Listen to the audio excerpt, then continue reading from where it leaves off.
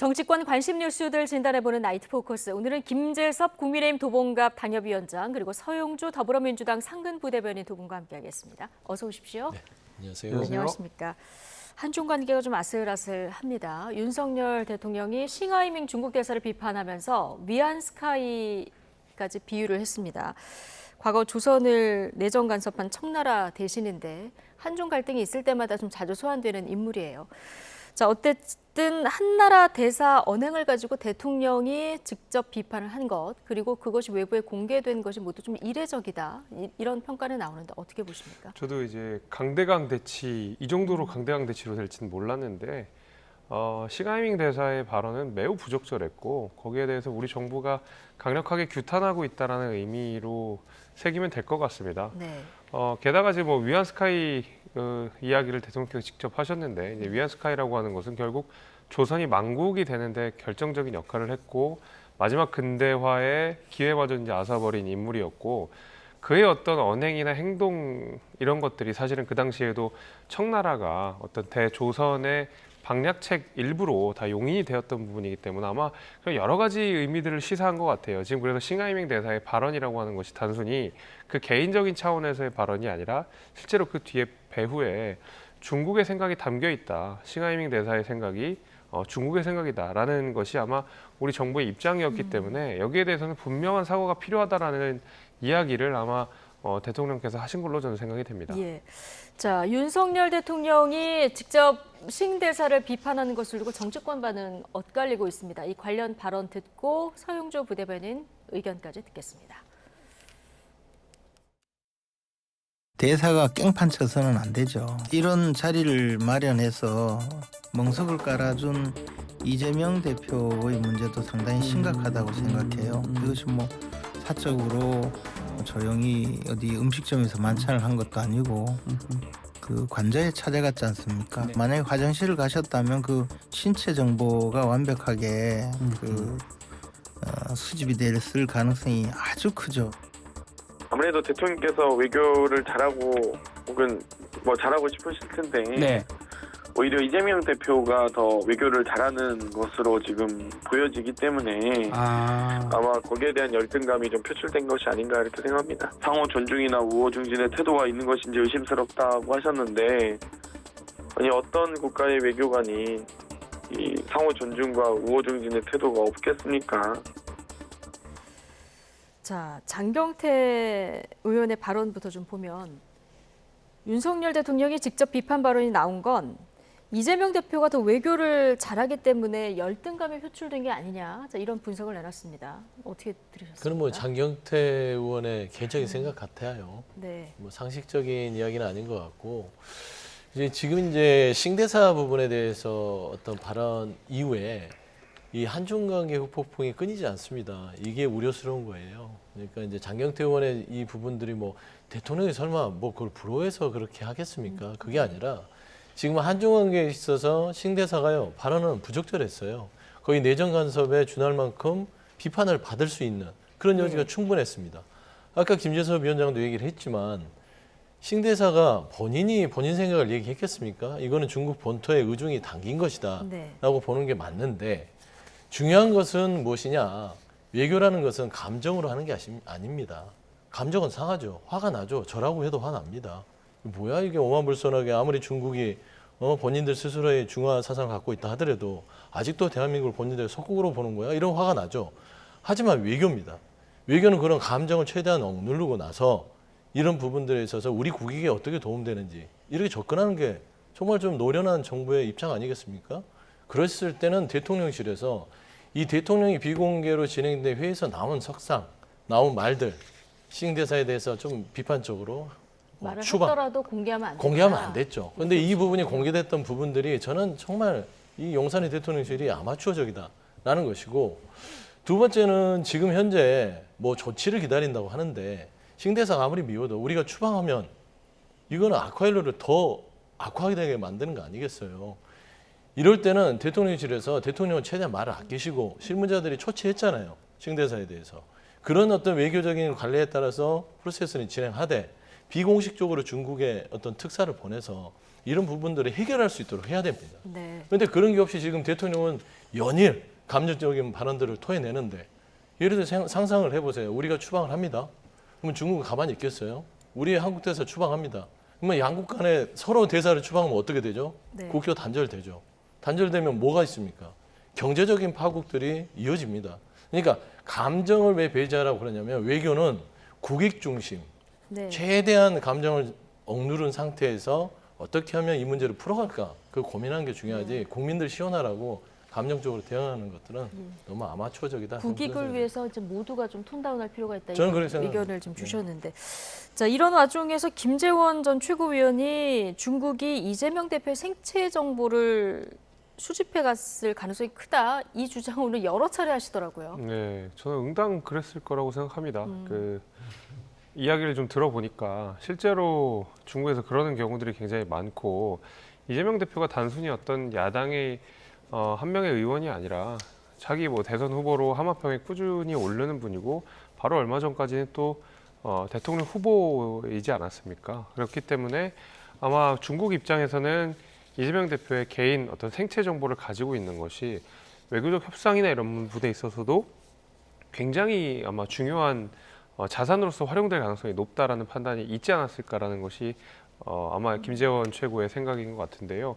아마 그럴 겁니다. 원래 대통령의 건강이나 의료 기록들은 철저하게 비밀로 붙여지는 것이 그 자칫 잘못하면 어떤 외교적 문제로 비화될 수 있거든요. 그것이 협상의 대상이 될 수도 있고요. 그다음에 어떤 내치에 상당한 손상을 입혀줄 수 있기 때문에 그래서 생체 정보 같은 경우에는 굉장히 이 지도자의 생체 정보는 아주 비밀리에 감춰져 있기 마련인데 뭐 그것까지 우리가 다 예. 조심하면서 대사를 만날 수는 없지만 여기서 이제 비판을 하게 되는 것은 그래도 제1야당 대표가 어떻게 중국 대사의 관저까지 가가지고 저렇게 아무런 의심 없이 그리고 옆에서 내정 간섭의 메시지가 나오는 와중에도 들러리처럼 서가지고 가만히 있었느냐. 그리고 그 이후에도 그 어떤 비판의 메시지 내지 않았느냐. 이것이 사실 이제 비판의 초점이 돼야 된다고 이 봅니다. 비판에 하려다가 나온 발언이다 이렇게 보시는 거군요. 저는 그렇게 아니, 생각합니다. 근데 예. 저는 이게 어처구니가 없는 게 지금 문제의 본질이 한중 관계를 어떻게 푸느냐가 문제지 생체 정보가 무슨 소용이에요. 예. 뭐 야당 대표 생체 정보 알아서 뭐 할 겁니까? 이거 안다고 해서 지금 신대사가 뭘 실수했습니까? 그리고 하나 분명히 해야 될 것은 이 중국 관저에 초청을 받아서 가는 거는 그동안 가왔습니다. 못 가는 게 아니에요. 예전에 저 국민의힘 전신이었던 그 지도부도요. 중국 대사가 오세요 초청을 하면 의례상 가요. 그걸 가지고 뭐 의전이 실패했다는 등 하는 부분들은 너무나 좀 과도하게 비판을 하려고 그냥 좀 짜는 프레임 같습니다. 네. 자, 서영주 부대변인님. 민주당 의원 5명이 지금 방중 중이죠. 그리고 내일 7명이 더 중국에 간다 이런 보도가 전해졌습니다. 일단 예정이 돼 있던 일정이라는 설명이 있었는데요. 그렇죠. 그러니까 지금 되게 재밌는 게 이게 한중 관계를 어떻게 풀 것인가에 대해서 정부가 고민을 하는 게 아니라 이 야당 대표가 가서 그런 소리를 들었을 때 왜 한마디도 못했지? 정쟁으로 가버려요. 그래서는 안 된다니까요. 그리고 민주당 의원들이 중국을 방문했을 때 5명은 경제적인 부분을 좀 풀려고 갔습니다. 네. 최근에 네이버 접속 부분도 좀 어려움이 있고 그다음에 우리 한류스타 부분들이 공연을 가려고 했는데 그것도 돌연히 취소가 되고요. 그다음에 한국 기업들의 여러 가지 활로들이 막히고 있다. 그런 소식을 듣고 정부가 안 움직이니까 민주당 의원 5명이 가서 그 부분을 푸는 것이고요. 7명은 문화적인 부분들. 지금 한류스타 막히는데 앞으로 어떤 우리 K-팝이나 뭐 K 뭐 어떤 그런 컬처 같은 것들이 중국에 나가는데 좀 영향이 있지 않을까. 네. 그거를 좀 풀려고 하는 건데 이건 정확하게 신대사 발언이 있기 전에 이미 일정이 잡혀 있던 겁니다. 예. 그러나 중국과의 경제, 문화 문제를 풀려고 예정된 일정이라고는 하지만 그 이후에 지금 싱하이밍 대사 관련 발언 후폭풍이 굉장히 만만치 않은 이런 상황 아니겠습니까? 그래서 이거 좀 시기를 조절했어야 되는 거 아니냐, 꼭 지금 갔어야 되느냐 이런 지적은 좀 나오고. 그러니까 시기를 조정하면 더 웃기죠. 그게 더 이상합니다. 그렇지 않습니까? 그러면은 중국과의 관계를 안 풀 겁니까? 그러니까 일정이 만약에 신대사 발언 이후에 민주당이 7명을 따로 보낸다 했을 때는 이게 민주당이 어떤 중국과의 어떤 모종의 여러 가지의 외교전을 통해서 어떤 정쟁화시키려고 한다 그런 주장을 납득할 수 있어요. 하지만 이미 신대사 발언 전에 잡혀 있던 거고요. 그거를 신대사 발언이 있다 해서 안 가면 그럼 앞으로 한중 관계 포기할 겁니까? 누군가는 해야 될 일을 야당이 하고 있는데 그냥 일정대로 하는 것이고요. 지금 정부나 정부 여당에서 걱정해야 될 부분들은 중국에 대해서 싱대사의 발언을 격하게 감정적으로 대응하지 말고 좀 지금 물밑 작업을 하세요. 그래야 풀 수 있습니다.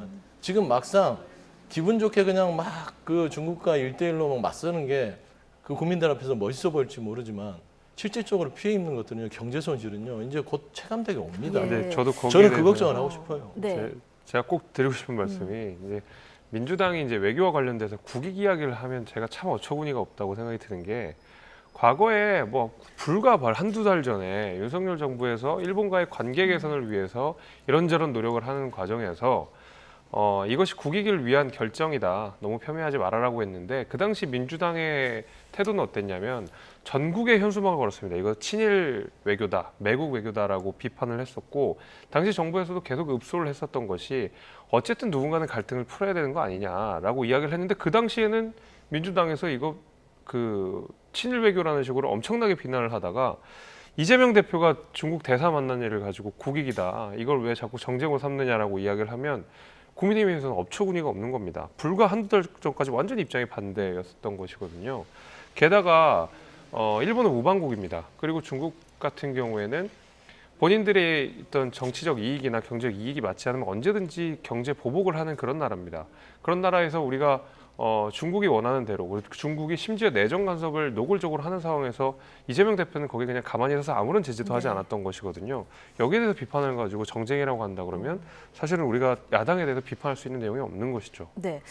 민주당은 지금 현 정부가 중국하고 소통이 안 되니까 야당이라도 좀 손을 내미는 거다 이렇게 주장을 하고 있습니다만은 네. 여당에서는 어떻게 보고 있냐면 대한민국 국론 분열을 누리기 위해서 중국 정부가 지금 의도적으로 갈라치기에 나섰다 이렇게 보고 있거든요. 어떻게 보세요? 그러니까 이게 다 국민들을 속이는 과정이에요. 저는 어떻게 이런 말씀 드리고 싶은 게 지금 싱대사가 초청을 한 게 이재명 대표만 불러서 한 게 아니고 저희가 요청한 것도 아닙니다. 중국 대사관에서 김기현 대표한테 그리고 초청을 했고요. 그다음에 이재명 대표 둘 다 초청을 했어요. 근데 김기현 대표는 거부를 했습니다. 그때도 말씀드렸잖아요. 용산의 눈치를 보느라고 중국 대사는 안 만나는 거 아니냐. 그러니까 야당 대표라도 만나야겠다 해서 야당 대표가 가서 얘기를 들었는데 단순히 그 비판을 하지 않았다. 그리고 이재명 대표가 그런 부분에 대해서는 좀 아쉬움이 있을 수 있어요. 하지만 전체 큰 틀에서 한중 관계를 풀려는 노력이죠. 그걸 봐야 되는데 그 어떤 싱대사의 태도에 대해서 한마디 안 했다고 해서 한중 관계가 어떻게 뭐 한마디 하면 풀어집니까? 저는 그렇게 생각해요. 그러니까 이재명 대표 자체는 좀 참고 일단은 좀 불편하고 불쾌하지만 일단은 듣고 오자라고 판단했을 수도 있습니다. 예를 들어 김기현 대표가 중국 대사를 먼저 만났어요. 똑같은 일을 싱 대사가 했는데 김기현 대표가 아무 말도 없이 왔다. 그랬으면 또 어떻게 할 겁니까? 그런 것이에요. 중요한 거는 한중 관계를 풀기 위해서 집권 여당이나 또 야당이 지금 중국 대사를 만나는 부분들에서 이 일련의 과정 속에서 정부는 이 말하자면 입법부에서 노력하는 것들을 같이 발맞춰서 갈 생각을 해야지. 이런 하나의 작은 현상들을 가지고 생체 정보 얘기까지 해가면서 희화시키는 이게 과연 외교를 하는 정부라고 저는 판단할 수가 없다. 좀 그런 말씀 드리고 싶습니다. 김재섭 위원장님. 자, 중국 정부가 대한민국 그 여야를 좀 갈라치기를 하고 있다. 여당의 주장이 좀 일리가 있다고 보십니까? 저는 그렇다라고 생각합니다. 그러니까 중국 그 이제 싱하이밍 대사의 발언 자체가 상당한 내정 간섭이거든요. 그러니까 대한민국 정부의 외교 정책에 대해서 본인이 이래라 저래라 하는 거거든요. 중국 그런 식으로 하면 중국을 우리는 이런 식으로 내야 하면 재미없어 이렇게 사실상 이제 엄포를 놓은 건데 이거를 가지고 대한민국 정부가 그냥 가만히 있을 수는 없는 노릇인 거죠. 물론 뭐 중국이나 야당 입장에서는 이렇게 이야기를 합니다. 과거에 이제 대통령께서 이제 양안 문제에 관련돼서 언급한 부분이 먼저 뭐 문제가 된 거다. 이렇게 이야기를 하고 있는데 대통령이 얘기한 것은 어떤 평화적 유지였거든요. 근데 그것은 관용적으로 늘 쓰는 말이에요. 그러니까 이것을 도발하고 느끼는 것이 바로 중국의 입장인 거거든요. 근데 여기에 대해서 시마유 대사가 뭐 제재를 하고 중국이 여기서 불쾌감을 표시한다고 해서 우리가 거기 하등 응할 필요가 없는 것입니다. 싱하이밍 대사의 발언 자체는 매우 부적절했고 야당이 여기에 대해서 동조하는 것이 오히려 지금 어떤 우리가 서방 자유민주주의 국가들 특히 이제 한미를 중심으로 한 단단한 공조 체계를 구축하는 과정에서 자칫 잘못하면 그 어떤 일선들을 무너뜨릴 수 있는 네. 어떤 저는 그런 정치적 공격이라고도 빚을 수 있다고 생각하거든요. 그런 식으로 비화될 수도 있다고 생각하기 때문에 저는 뭐 매우 부적절한 발언이었다고 생각하고 국민의힘 지적이 상당 부분 타당하다고 생각합니다. 알겠습니다. 자, 어쨌든 한중 관계를 위해서 좀 뭔가 해법을 모색을 해야 되는데요. 정쟁보다는 좀 해법이 필요한 시점이다. 이런 생각이 좀 들고요. 자, 주제를 넘겨볼 텐데요. 태양광을 포함한 신재생에너지 사업, 문재인 정부의 대표적인 사업이죠. 어제 감사원이 태양광 사업 비리에 대한 감사 결과를 발표했는데요. 하루 만에 윤석열 대통령이 공직기강 비서관실에 철저한 조사를 또 지시했습니다. 자, 주제 영상 보고 오시겠습니다. 재생에너지는 국민의 안전을 지키는 건강에너지이며 미래 시대를 여는 신성장 산업입니다.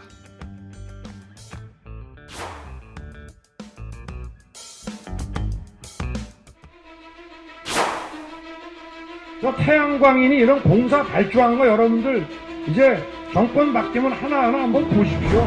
누가 다 해먹었는지.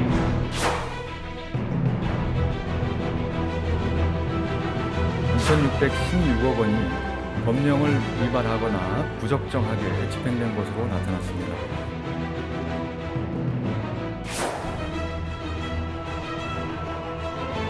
윤석열 대통령은 태양광 사업 의사 결정 라인 전반에 대해 철저한 조사를 하라고 지시했습니다.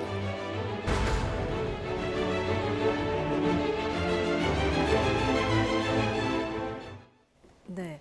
자, 어제 감사원의 그 감사 중간 발표가 있었는데요. 뭐 주무부처인 산자부, 또 지자체, 그리고 기업들의 유착 의혹이 좀 드러났습니다. 저희가 그래픽으로 좀 정리를 해봤는데 산업부 과장이 허위 유권 해석을 한 뒤에 그 해당 업체에 재취업을 한 경우도 있었고요.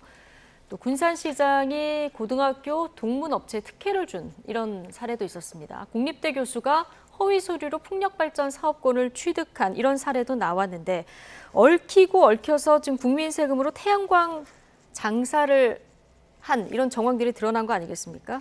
자, 그런데 감사원 감사 아직 진행 중인데 대통령이 공직기관 비서실에 별도 조사를 지시를 했어요. 이거 굉장히 좀 이례적인데요. 사안의 어떤 중대성을 시사할 수 있는 예. 어떤 조치였다고 생각합니다. 이게 이렇게 보면 그냥 개인의 비리처럼 느껴질 수도 있거든요. 예. 그냥 뭐 몇몇 어떤 뭐 공공기관에 근무하시는 분 내지는 공무원들이 개인적 일탈을 통해서 자신의 재산의 이익을 취득한 것처럼 비춰질 수 있는데 저는 사실 그 정도의 작은 문제는 아니라고 생각합니다. 개인적 차원의 비위 문제는 아니라고 생각하고 실제로 이제 문재인 정부에 있었던 신재생 에너지 사업과 관련돼서 전방위적으로 어떤 큰 문제가 있었거든요. 그러니까 합법이란 틀 안에서 벌어지는 여러 가지 비위 행위들이 저는 있었다고 보이거든요.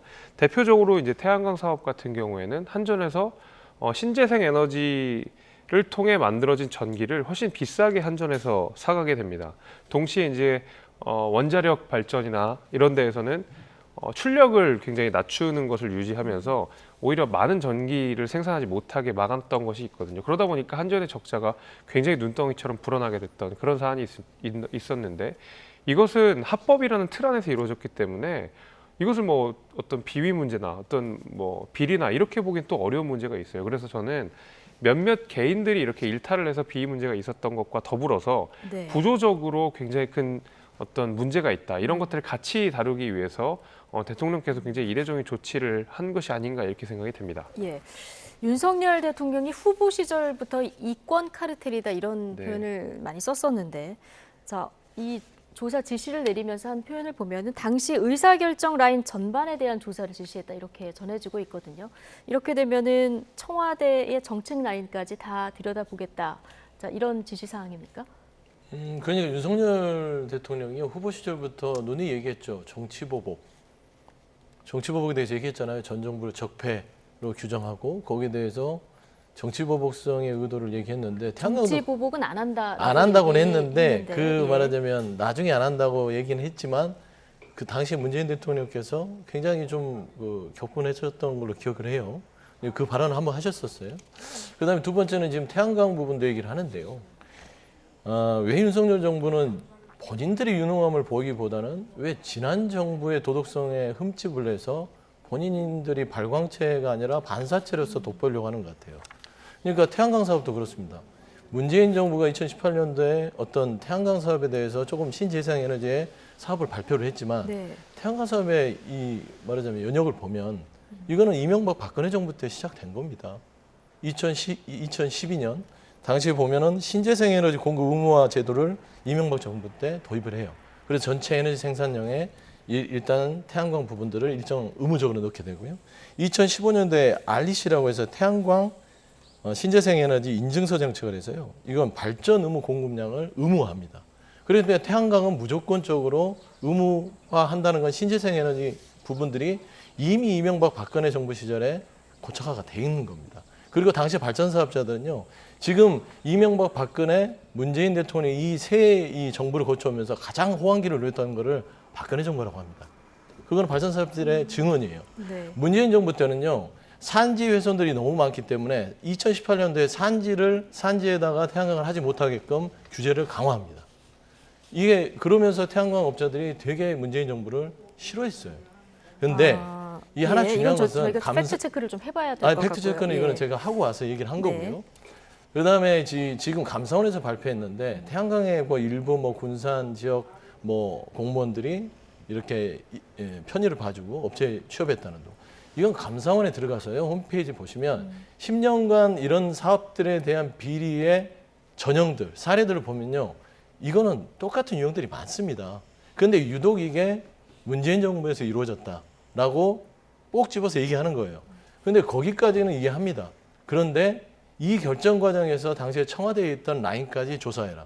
이건 누가 보더라도 정치적으로 정치보복을 하겠다는 거잖아요. 지난 정부를 흠집을 내서 뭔가 본인들이 유능함을 보여주겠다. 네. 이거 정말 아직까지도 이렇게까지 1년이 지났는데도 하고 있는 걸 보면 참 답답하고요. 언제까지 하실지 모르겠어요. 네. 일부 공직자 비리를 가지고 또 전 정권 때리는 거 아니냐, 정치 보복하는 거 아니냐, 자 이런 주장이신데요. 뭐 아까 전에 뭐 이런저런 말씀을 주셨는데 변하지 않는 사실은 네. 문재인 정부 때 한전에서 이 신재생에너지를 통해 생산된 전기를 굉장히 비싼 값에 샀다는 것은 우리가 부인하기 어려운 사실입니다. 그것 자체가 신재생에너지 사업을 말하자면 활성화시키는 굉장히 중요한 요인이 됐었거든요. 동시에 이제 원자력 발전의 비율을 낮췄다는 것 자체가 단순히 어떤 하나의 사기업이 아닌 공공기업인 한전의 재무 구조를 굉장히 악화했다라는 것은 피하기 어려운 책임이라고 생각합니다. 이제 그런 부분들을 분명히 지적해야 된다고 생각이 되고요. 문재인 정부 때 확실히 신재생 에너지를 적극 추진 장려하는 에너지 기조가 있었던 것은 사실이죠. 이것을 부인할 수는 없는 것 같고 이 에너지 기조에 어떤 문제가 있는지를 정확하게 분석한 이후에 사실은 그 다음에 우리가 대책 마련도 잘 되는 거 아니겠습니까? 단순히 그냥 전 정권 때리니까 하지 말라라고 하는 것이 아니라 전 정권에 어떤 문제가 있었으니까 앞으로 이렇게 하겠다라는 메시지를 주는 걸로 선을 해주셨으면 좋겠습니다. 아니 제가 이 부분에 대해서는 조금 뭐 깊이 있게 들어가면 시간이 없는데 당시 2018년도의 신재생에너지 부분은요 세계적 추세였습니다. 기후변화에 대응하자고 그래서 신재생에너지 부분들에 있어서 기업들의 움직임들 그래서 전 세계적으로 탄소 배출량을 줄이자라는 모임들을 계속 했었어요. 거기에 발맞춰서 문재인 정부가 신재생에너지 사업에 대한 중점적으로 추진하면서 한전에서 결국엔 신재생에너지를 높은 가격으로 사줌으로써 에너지 전환을 가져오려고 했던 거예요. 근데 그거를 가지고 무슨 이 태양광 사업자들에게 특혜를 줬다라고 확대 해석하는 것은 조금 무리수가 있는 것 같고요. 저는 가장 우려스러운 게 윤석열 정부에서는요. 정말 빈대에 잡으려고 이 대한민국 초가상관 다 태우는 것 같아요. 자. 일부분만 가지고 모든 걸 다 없애버리려고 하는 이런 발상의 국정 운영은 정말 위험한 것 같아요. 뭐 에너지 정책의 방향에 대한 뭐 비판이 아니고 국민 혈세이기 때문에 이 부분이 이제 제대로 쓰여지지 않고 줄줄 새나간 이런 부분에 대해서는 뭐 어떤 방식으로도 국민 눈높이에서 조사가 이루어져야 되는데 자, 이건 감사로 충분하다 이렇게 저는 그렇게 생각합니다. 보시는 거군요. 알겠습니다. 자 여기까지 얘기하고요. 각 당 상황 좀 얘기 나눠보겠습니다.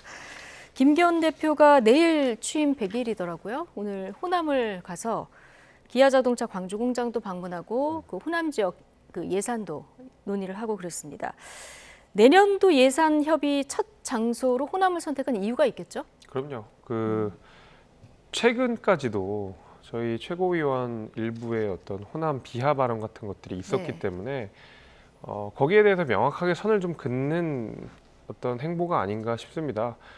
그리고 기본적으로 저 호남에 계신 유권자분들 상당수가 국민의힘을 못 믿겠다. 국민의힘 좀 마음을 주려고 해도 좀 못 주는 상황들이 많이 연출됐다. 이렇게 비판들을 하시는데 그런 어떤 악순환들을 끊어내고 국민의힘이 호남한테 조금이라도 더 다가가고 호남에게서 조금 더 사랑받을 수 있는 기회를 만들기 위해서라면 무엇이든 하겠다. 이제 이것이 지금 현재 지도부의 입장인 것이거든요. 네.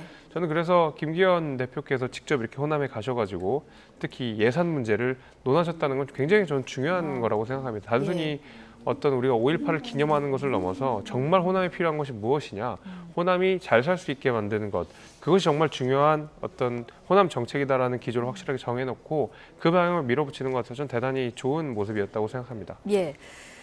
자, 김기현 대표의 광주 방문에는 당대표 선거에서 함께 경쟁을 했었던 천하람 전남 순천갑 당협위원장이 동행해서 또 눈길을 끌었는데요. 당연히 기자들 질문이 있었겠죠. 천하람 위원장 발언 듣고 오시겠습니다. 우리 당의 상대적으로 열세 지역이라고 할 수 있는 광주를 찾아가지고 광주와 전남, 전북의 예산을 챙기는 것은 저는 굉장히 바람직하고 의미 있는 행보라고 보고 있습니다. 김기현 대표께서 후보 시절에 연포탕 계속 강조하셨는데 연포탕을 너무 오랫동안 끓이면 낙지가 좀 질겨지는 거 아닌가 싶은 생각도 듭니다만은 우리 당의 조직원으로서 또 맡겨진 역할 할 생각입니다. 굉장히 바람직하고 의미 있는 행보로 본다 이렇게 얘기하면서 뒤에 이제 연포탕을 너무 오래 끓이면 질겨진다. 나는 내 역할을 할 것이다 이렇게 얘기했는데 이 함의 어떻게 읽으셨습니까? 일단은 김기현 대표, 집권여당 대표가 호남 자주 가는 거 좋은 것 같아요. 네. 그 말은 동의하고요. 연포탕을 오래 끓이면 질겨진다. 뭐 좀 뼈 때리는 얘기 같아요. 그러니까 김기현 대표가 이제 그 전당대회 때부터 연포탕을 연대 포용과 화하는 연포탕을 주장했는데 뭘 끓였는지 모르겠어요. 물만 끓이고 있고요. 거기 낙지도 넣고 여러 가지 뭐 채소도 넣고 해야 되는데 아직까지는 그냥 윤심만 넣는 것 같아요. 예. 윤심이라는 스프만 넣어놓고 건더기가 하나도 없다. 아마 그런 얘기를 하지 않았을까 생각이 그럼 들어요. 지금 천하람 위원장의 얘기는 천하람도 넣고 그럼요. 그리고 뭐 이준석도 넣고 그렇죠. 좀 이렇게 해야 된다. 저는 이런 그렇게 의미가 해야 된다고 포함됐다고 보는데 보십니까? 김기현 대표가 연포탕을 본인이 재료를 선택할 수 있는 권한은 없다라고 보여요. 그 재료의 선택권은 용산에 있기 때문에. 그래서 천하람 위원장의 바람은 솔직히 이해는 되나. 네. 김기현 대표도 연포탕 끓이면서 얼마나 속이 상하겠습니까? 계속 찔겨지는데. 그래서 이런 부분들은 국민의힘이 가진 한계다라고 좀 평가하고 싶습니다. 네. 연포탕의 재료를 김기현 대표가 스스로 선택하기는 좀 어려운 구조다 이런 말씀을 해주셨는데. 아니 그 연포탕의 재료는 네. 지금 누가 있는지 다 압니다. 그러니까 네. 뭐 그 저희가 당 대표 후보 최종 후보로 올라왔었던 이제 4명의 후보자들이 있고 이들이 공이 다 잘 어우러져서 한마음 한뜻으로 총선에 나아가는 것이 결국 이제 연포탕 아니겠습니까? 근데 저는 이제 천하람 위원장 말이 조금 별로 그렇게 와닿지는 않는 것이 그 연포탕이 아직 완성되지 않은 상황이었기 때문에 제 생각은 그렇습니다. 아직 제대로 끓이지도 않았거든요. 그래서 오래 언제 끓일 때는 제대로 끓입니까? 뭐 조만간에 끓이지 않을까 싶습니다. 그래서 천하람 위원장의 멘트가 빨리 연포탕을 끓였으면 좋겠다였으면 훨씬 더 잘 와닿지 않았을까라는 아쉬움이 있지만 어쨌든 무슨 말인지는 아니까요. 대부분 네. 그렇게 새기실 것 같긴 한데 여하튼 그 연포탕이라고 하는 것이 뭐 이제 말 자체가 재밌어서 자꾸 회자는 되지만은 네. 결국 많은 다양한 생각을 가지고 다양한 토론들이 이루어지는 그런 어떤 활기 넘치는 정당을 만들자라고 하는 것이 결국 연포탕 아니겠습니까? 그래서 저는 연포탕이라는 이름, 재미있는 이름만큼 당도 좀 이렇게 활력을 찾았으면 좋겠다 이 생각입니다. 네. 내일이 100일이죠? 네, 예. 맞습니다. 앞으로 김기현 대표표 어떤 생각나는 이런 정책들이 좀 많이 나왔으면 좋겠다. 자, 이런 바람을 가지시는 또 여권 지지자들이 계시더라고요. 자, 민주당 얘기를 좀 해볼 텐데요. 민주당목 상임위원장 6명 오늘 다 새로 선출이 됐고 거의 재선 의원이시더라고요.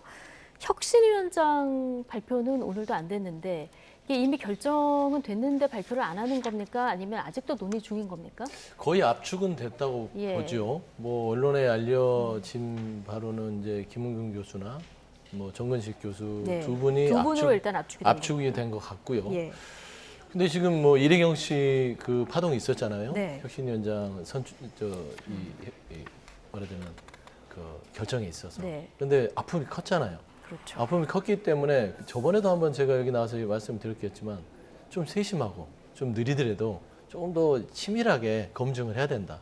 그리고 국민 눈높이에 조금이라도 벗어나게 되면 이 두 번째 혁신위원장까지 뭔가 실패를 하게 되면 이거는 감당하기 힘들 거 아닙니까? 네. 그러니까 또 들여다보고 지금 또 들여다보고 하고 있는 상황입니다. 그래서 아마 조만간 이번 주 안에는 발표를 할 것 같아요. 그럼 지금 뭐 SNS에 썼던 과거 글 이런 거 다 지금 검증하고 있는 이런 그런 상황입니까? 것도 검증을 하고 두 후보를 놓고서 과연 놨을 때 누가 혁신위원장으로서 적합하느냐라는 것도 지도부 내에서 오늘도 논의하고 그리고 나서 결정을 내리려고 하면 이 부분은 조금 더 한 번 더 논의하시죠 해서 또 그 논의 부분들을 또 내일로 넘기고 그렇게 좀 신중하게 하는 부분이라서요.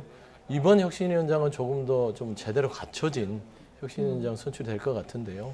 저는 무엇보다도 혁신위원장 자체가 그냥 누가 되느냐보다는 어떤 권한을 가지고 네. 어떻게 좀 뭔가 본인이 독립적이고 독자적으로 할 수 있는 그런 자리가 될 수 있느냐 그 부분까지 같이 발표가 되는 부분들이 더 국민들 눈높이에는 맞지 않느냐. 그렇게 보고 누가 있습니다. 혁신위원장이 임명되는 것보다 혁신위의 역할을 어디까지 허용하느냐 그 부분까지 논의되는 것들이 결국에는 국민들이 기대하는 바가 아닐까 그런 생각을 갖고 이것이 있습니다. 굉장히 중요하다는 말씀 해주셨는데 그러니까 혁신위가 어느 정도까지 역할을 해야 되느냐 여기에 대해서 좀 친명계 비명계 온도차가 좀 느껴지는 것도 사실인데 일각에서는 혁신위 그 역할에 대한 이재명 대표가 가지고 있는 생각은 이미 그 이래경 이사장 임명할 때 표출된 것이 아니냐 이렇게 지적하시는 분들도 있어요. 저는 그렇게 생각합니다. 그러니까 제 개인적인 생각입니다만 혁신위원회가 일 잘했다라고 하려면 혁신위원회에서 이재명 대표를 날려버리면 제일 잘했다고 평가받을 거거든요. 근데 이재명 대표가 절대 그런 너무 선택을 강한 표현을 좀 쓰셔서 이재명 대표가 절대 그렇게 안 할 거라고 생각이 됩니다. 그렇다 그러면 이재명 대표는 사실 하나만한 혁신위원회를 만들어놔야 본인의 정치적 입지가 지켜질 수 있기 때문에 저는 사실은 이재명 대표와 굉장히 호흡이 잘 맞거나 아니면 힘을 쓸 수 없는 인사가 혁신위원회 위원장으로 갈 가능성이 높다고 생각합니다. 그렇기 때문에 단 1시간만이라도 검색을 해보면 그의 사상과 말을 찾아낼 수 있는 그 이래경 씨를 임명했다라고 하는 것은 이재명 대표가 혁신위원장이 누가 오든지 간에 큰 그 기대를 안 한다는 것을 스스로 자임했다고 보고 있습니다. 그렇기 때문에 사실 지금 한마평에 오르는 뭐 김은경 교수, 뭐 정근식 교수, 뭐 개인적으로는 어떤 분들인지 제가 잘 모르겠습니다만은 결국 혁신위원회에서 할 수 있는 역할은 거의 없을 거다. 저는 이렇게 생각합니다. 네, 재창당 수준으로 혁신해야 된다 이런 목소리가 이제 오늘 윤영찬 의원이 정확히 이런 얘기를 했는데 이런 요구가 어느 정도나 받아들여질 거라고 보십니까? 그러니까 그런 정도의 수위에서 생각을 해야 혁신위의 출발이 혁신하겠구나 생각이 들지 않겠습니까? 그런데 뭐 아까 김재수 위원장이 개인적인 생각인 것 같아요. 어떻게 대표를 날려버린다는 건 그 여야 공이 좀 과한 표현이셨죠? 혁신위가 혁신이라는 거는 그 현재 있는 당 대표와 더불어서 그 당을 안정하기 위해서 혁신하는 것이지 그 당 대표를 내쫓기 위해서 혁신하는 당은 아무 데도 없어요. 물론 이제 바람인 건 알겠고 좀 과한 편인 것 같아서 좀 지적을 하고요. 말씀드리면은 이 혁신의 부분 재창당 수준 당연히 그 정도는 해야죠. 허물었다 다시 짓는다는 기분으로 혁신을 하자는 건. 재창당 수준으로 하면 이제 발언의 수위는 강하셨지만 이재명 대표가 사퇴를 해야 재창당 수준이 되는 거 아닙니까? 그게 이제 액면 그대로 따지면은 그렇게 받아들이지만 그건 너무 일차원적으로 해석이 되는 것 같고요. 어떤 마음가짐이잖아요. 이 집을 다 부순다는 생각으로 혁신을 하고 거기에 새로 짓자는 거지. 지금 그런다고 해서 지금 현재 대표를 내보내고 혁신한다. 그건 혁신이 아니죠. 뭘 혁신위를 세웁니까? 그럴 것 같으면 그냥 분당을 하죠. 근데 그런 의미에서 좀 당의 어떤 애정을 가지고 비판을 하는 윤영찬 의원께서도 그런 의미일 겁니다. 그런 마음으로 혁신을 해라. 그런 사람이 혁신위원장이 돼야 되고 혁신위에 재창당을 할 수 있을 만한 권한을 줘라. 저는 그렇게 생각하고 있습니다. 알겠습니다. 자, 혁신위원장 지명이 곧 있을 것 같으니까 좀 지켜보도록 하고요. 자, 지지부진하던 여야 대표의 회동의 불씨가 되살아나는 모습입니다. 이재명 대표가 비공개 소주 회동을 제안하면서부터인데요. 자, 관련 발언 직접 듣고 오시죠. 비공개로 자꾸 저를 만나자고 하다가 공개적으로라도 만납시다 라고 했더니 TV 토론하자고 주장하더니 지금은 꽁 구워 먹은 소식입니다. 굳이 원하시니 비공개로 소주 마시면서라도 만나서 얘기하고 싶습니다. 대신에 의제는 술 얘기, 밥 얘기가 아니라 추경 얘기라야 합니다. 이재명 대표가 뒤늦게나마 그 필요성을 인정하고 대화에 참여하겠다는 의지를 밝힌 것으로 보고 환영합니다. 좀 더 의논을 해봐야 되겠습니다만 단순하게 국면 전환 혹은 시선 회피를 위한 립 서비스가 되지 않도록 실질명을 갖춘 대화가 될 수 있도록 잘 챙겨봐야 할 것 같습니다. 저희가 녹취에 나가는 동안 서영주 부대변인께서 썸 타는 관계 같다 이런 얘기를 해주셨는데 어쨌든 두 분이 아들 공방까지 얼마 전까지 벌였었는데요. 자, 이제 두 사람이 비공개로 소주 한잔하면서 회동하자 여기까지는 접점을 찾았습니다. 그런데 이재명 대표가 단지 주제는 추경이어야 한다 이렇게 얘기를 했거든요. 근데 오늘 또 추경호 경제부총리가 추경은 전혀 없다 이렇게 일축을 해서요. 이번에도 또 불발되는 거 아니냐 이런 해석도 나옵니다. 그러니까 이재명 대표가 너무 대화의 주제를 좁게 새긴 것 같아요. 그러니까 이런 거잖아요. 추경 아니면 얘기 안 할 거야. 이제 이런 건데 물론 추경 굉장히 중요한 내용이죠. 그 야당 입장에서 추경해야 된다라고 생각할 수 있고 정부 입장에서 지금 긴축재정 하고 있는데 네. 추경 얘기하기에는 좀 그렇다라고 얘기를 할 수 있는데 그런 얘기마저도 다 열린 상태에서 야당 대표와 여당 대표가 만나면 무슨 얘기라도 나오지 않겠습니까? 굳이 이거 아니면 절대 안 만나라고 하는 것이 사실은 별로 만나고 싶지 않으니까 굉장히 까다로운 조건을 걸어놓고 저렇게 말만 난무하는 상황이 되는 게 네. 아닌가 싶고 이제 두 분의 의사의 합치가 있으니까 이제는 행동으로 좀 옮길 때가 됐다 싶고요. 네. 김기현 대표께서도 얼마든지 만나겠다고 하셨으니까 주제를 좀 열어놓고 적극적으로 뵀으면 좋겠다 그 생각이 듭니다. 네. 그냥 만나면 안 됩니까? 그러니까요. 이제 국민들 보기에는 그렇게 생각하실 거예요. 뭐 그 소주 한잔 먹는 게 힘드냐. 전화 통해서 만납시다 하면 될 텐데.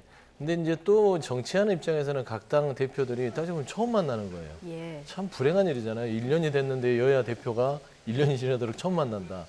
그렇기 때문에 그 기간 동안 서로 응어리가 있기 때문에 좀 만남을 주저하는 부분이 있어서 좀 너무 좀 수줍어하시는 것 같아요. 만남을. 근데 제 생각에는 일단은 빨리 만나야 된다.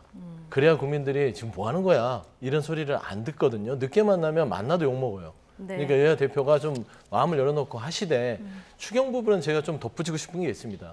지금 추경이 왜 필요하냐면 이거는 조건을 거는 게 아니라 정말 지금 살림살이가 안 좋습니다. 물가는 올라가고요. 경기는 침체되고요. 예. 원자재 가격이 올라가요. 이럴 때는 긴축재정을 하는 게 아니라 이건 경제학 교과서만 읽어봐도 경기 부양을 위해서는 정부 지출을 늘려야 됩니다. 이거는 기본적인 거예요. ABC인데 정부가 이걸 안 움직이기 때문에 이 추경을 제안한 거니까 김기현 대표도 이거를 어떤 안 만나기 위한 조건이다 이렇게 느끼지는 예. 않으실 것 같으니까 네. 빨리 만남이 이루어졌으면 좋겠다 그런 말씀입니다. 예. 만나서 의논하시는 네. 걸로. 예.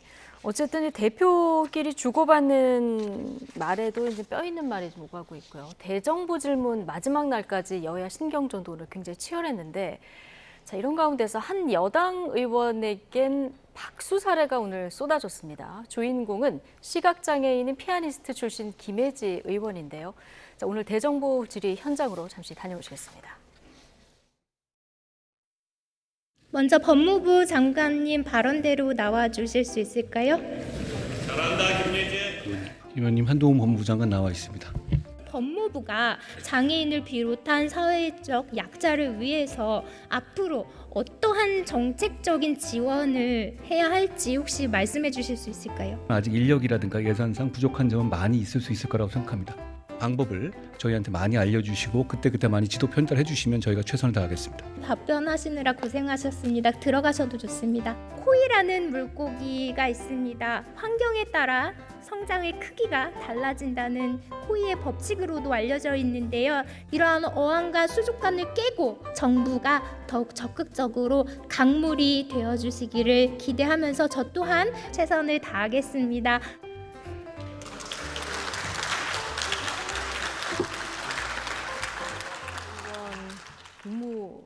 국무위원들도 다 박수를 쳤고 아마 보시는 시청자 여러분들 그리고 여기 나오고 계신 두 분 모두 비슷한 생각을 지금 하고 계실 것 같습니다. 굉장히 적절한 비유, 굉장히 품격 있는 말투로 오늘 정책 질의를 그리고 본인이 관심 있는 분야에 대해서 굉장히 진정성 있는 이 질의를 하니까 오늘 대정부 질문에서 국민들이 최근에 못 보셨던 이런 장면을 좀 본 것 같아요. 그러니까요. 국민들이 이런 모습을 자주 보게끔 해드려야 될 텐데 정치권들이 오늘 김혜지 의원의 연설을 보고 네. 또 각성을 했을 거라고 봐요. 예. 그런데 여러 가지 서로 탓만하고 또 감정이 그렇게 격해지다 보니까 참 국민들한테 한 1년 넘게 동안 못 볼 걸 보여드린 것 같아요. 예. 근데 이제 김혜지 의원도 그렇고 저희 당도 합리적으로 얘기하시는 분이 있어요. 이탄 의원이라고요. 근데 그런 모습들을 자주 연출해 주는 것들이 국민들에게 신뢰받을 수 있는 정치의 네. 모습이 될 것이다 하는 예. 차원에서는 좀 저도 정치하는 입장에서는 오늘 많이 배웠습니다. 네. 이 정책 질의를 하는 부분보다 김혜지 의원은 사실 저 단상에까지 가고 이런 부분도 굉장히 어려워서 동선도 일일이 다 외우고 남은 발언 시간은 이제 스마트워치로 보좌관께 알려주고 이러면서 지금 정책 질의를 한 모습인데 어떻게 보셨습니까?